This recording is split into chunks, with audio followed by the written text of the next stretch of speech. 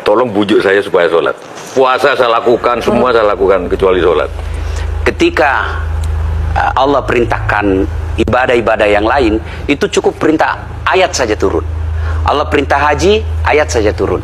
Allah perintah puasa, ayat saja turun. Allah perintah bayar zakat, ayat saja turun. Tapi ketika Allah perintah sholat, tidak boleh ayat turun. Nabi dijemput oleh dua malaikat, kemudian diajak naik, ketemu dengan Allah untuk menerima perintah ini. Kenapa? Karena perintah ini sangat penting. Mas, saya boleh dagang, bayar zakat sambil nyanyi. Saya boleh haji sambil nyanyi. Tawaf, labbaik Allahumma labbaik, labbaik la syarika laka labbaik. Boleh. Ya, saya bayar zakat boleh sambil nyanyi. Begadang jangan begadang. Kenapa? Salat tak boleh. Allahu Akbar. Darah muda, darahnya pada batal salat saya. Kenapa? Inilah puncak penghambaan kepada Allah. Jadi puncak penghambaan kalau saya meraku hamba, salat. Yang paling mulia dalam tubuh kita, kepala. Adik-adik bercanda dipukul pantatmu masih senyum. Dorong dadamu masih senyum. Tapi jangan bercanda pukul kepalamu. Tak kau pukul kepala saya pasti saya marah. Kenapa? Harga diri di sini. Tapi ketika kita sholat, anggota tubuh yang paling mulia, kepala, rendahkan seperti kakimu. Kita akan ini penting. Kalau saya sudah mulai ini. Oke. Ya, karena kalau saya mau sholat, saya melihat banyak koruptor sholat. Ya. Saya melihat banyak orang sholat yang kalau saya ajak ngomong main HP, nggak punya adab. Yang paling enak memang sholat tidak korupsi. Yang paling nyaman memang, paling ideal sholat jujur. Tapi wala talbisul haqqa bil batil, kata Allah. Allah tidak mencampurkan antara hak dan batil. Sholatmu beda, puasamu beda, maksiatmu beda.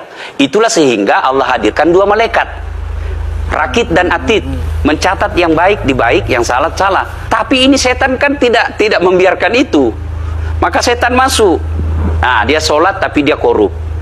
Tapi Allah Maha Adil, maka ditimbanglah nanti mana yang lebih banyak, kebaikanmu atau keburukanmu.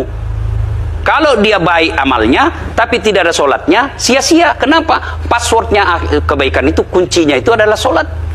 Ustadz, ketika naik haji, naik pesawat, pesawat itu mungkin dibikin orang yang nggak sholat. Iya, betul. Terus gimana dong? Nah, kursi itu mungkin dibikin orang yang nggak sholat. Iya, betul.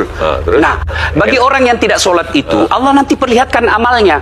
Yang ciptakan listrik ini luar biasa amalnya. Iya. Saya bisa dakwah karena ada mic. Iya. Dan mic itu dari orang non-muslim yang ciptakan. Maka Allah nanti pamerkan. Ini kau punya amal. Ini 10 guda, 10 miliar kau punya amal. Mana passwordnya? Mana kuncinya? Kuncinya itulah sholat. As-salatu imanuddin, as-salatu miftahul jannah. Salat itu kunci kebaikan, salat itu tiangnya agama. Sebuah bangunan dia bisa berdiri tanpa dinding. Sebuah bangunan dia bisa kokoh tanpa atap. Tapi ketika bangunan tidak punya tiang, pasti tidak kokoh. Tiang itulah dalam agama salat. Dia tidak husuk, tidak ada urusan. Allah tidak hitung kamu husuk atau tidak. Kamu datang deh sujud sama saya. Orang haji kan melempar 3 jumroh. Satu tiang, 7 batu. Kenapa tidak dikumpul saja itu? Satu kali lempar, tak. Kenapa? Kenapa mesti 3 hari dan kenapa mesti 3 titik? Itu pesan moralnya, melawan setan itu perlu napas panjang. Dengar azan, jangan pikir setan, dia tebar itu. Tidak usah kau sholat, nanti kau tua. Anggaplah pergi sholat, setan menyerah, tidak. Buru-buru kamu, buru-buru. Akhirnya apa? Wudhu tidak sempurna. Anggaplah anda wudhu dengan sempurna. Setan menyerah, tidak. Masuk masjid, tidak usah sholat sunnah, tidak usah sholat sunnah. Prinsipnya setan, kalau dia tidak bisa dikalah, jangan untung. Nah, gimana Mbak Teja? Udah teryakinkan? Oke.